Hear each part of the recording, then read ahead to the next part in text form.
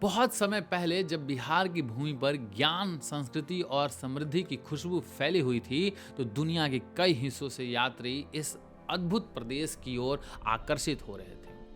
ये यात्राएं न केवल उनकी व्यक्तिगत खोज का हिस्सा थी, बल्कि उन्होंने बिहार की अद्वितीयता और सांस्कृतिक धरोहर को विश्व के सामने प्रस्तुत किया। चीन की एक मठवासी फाहियान ने सुना था कि बिहार में बौद्ध धर्म का गहन अध्ययन होता है। एक दिन वे चीन से अपनी यात्रा पर निकले। समुद्र और भूमि मार्ग से होते हुए बिहार पहुंचे। उन्होंने नालंदा और विक्रमशिला विश्वविद्यालय का दौरा किया और वहां के विद्यार्थियों और विद्वानों से मुलाकात की। नालंदा की एक बौद्ध भिक्षु से उनकी गहन चर्चा हुई, जिससे उन्होंने बौद्ध धर्म के सिद्धांतों और प्रथाओं के बारे में विस्तार से समझाया। फाहियान ने अपने अनुभवों को लिखित रूप से संकलित किया, जो आज भी बौद्ध धर्म और बिहार के प्राचीन संस्कृति की झलक प्रस्तुत करता है। फाहियान के बाद एक और महान चीनी यात्री वेनसांग ने बिहार की यात्रा की। वेनसांग ने सुना था कि बिहार के विश्वविद्यालयों में सर्वोत्तम शिक्षा मिलती है। एक दिन उन्होंने अपना सफर शुरू किया और अनेक देशों की सीमाओं को पार करते हुए बिहार पहुंचे। उन्होंने नालंदा विश्वविद्यालय में अध्ययन किया और वहां की शिक्षा प्रणाली से प्रभावित हुए। वेनसांग ने अपनी यात्रा के दौरान बिहार के समाज, संस्कृति और धार्मिक जीवन का गहराई से अध्ययन किया। उन्होंने लिखा कि कैसे बिहार की धरती पर ज्ञान का प्रकाश फैला हुआ है और यहाँ के लोग विद्या के प्रति समर्पित हैं। वेनिस के एक व्यापारी और यात्री मार्को पोलो ने अपनी यात्रा के दौरान बिहार का दौरा किया।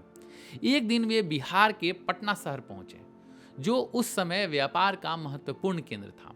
मार्को पोलो ने देखा कि पटना के बाजार में विभिन्न प्रकार के वस्त्र, मसाले और हस्तशिल्प की चीजें बिक रही थी। उन्होंने यहाँ के व्यापारियों से मुलाकात की और बिहार की समृद्ध व्यापारिक परंपरा से प्रभावित हुए। मार्को पोलो ने अपनी यात्रा वृत्तांत में बिहार के व्यापारिक और सांस्कृतिक जीवन का विस्तृत विवरण दिया। मोरक्को के प्रसिद्ध यात्री इब्न बतूता ने बिहार की यात्रा की। एक दिन वे बिहार के बिहार शरीफ शहर पहुंचे। यहाँ उन्होंने सूफी संत के आश्रमों का दौरा किया। उन्होंने देखा कि यहाँ के इस्लामिक संस्कृति और शिक्षा प्रणाली अत्यंत समृद्ध है। इब्न बतूता ने बिहार के लोगों को मेहमान नवाजी और सांस्कृतिक धरोहर की तारीफ की। उन्होंने अपने यात्रा वृत्तांत में यह भी लिखा कि बिहार की भूमि पर विभिन्न धर्मों और संस्कृतियों का अद्भुत संगम होता है। 18वीं सदी की एक स्कॉटिश यात्री फ्रांसिस बुकानन ने बिहार की यात्रा की। एक दिन वे पटना के गांधी मैदान में आयोजित एक स्वतंत्रता संग्राम सभा में शामिल हुए। उन्होंने देखा कि बिहार के लोग स्वतंत्रता और न्याय के लिए संघर्ष कर रहे हैं। बुकनान ने बिहार के ग्रामीण इलाकों का भी दौरा किया और वहां की सरलता और सौहार्द से प्रभावित हुए। उन्होंने बिहार के लोगों की मेहनत और संघर्ष को अपनी यात्रा वृत्तांत में लिखा। विदेशी यात्रियों की ये कहानियां बिहार के समृद्धि, संस्कृति और विविधता की झलक प्रस्तुत करती है।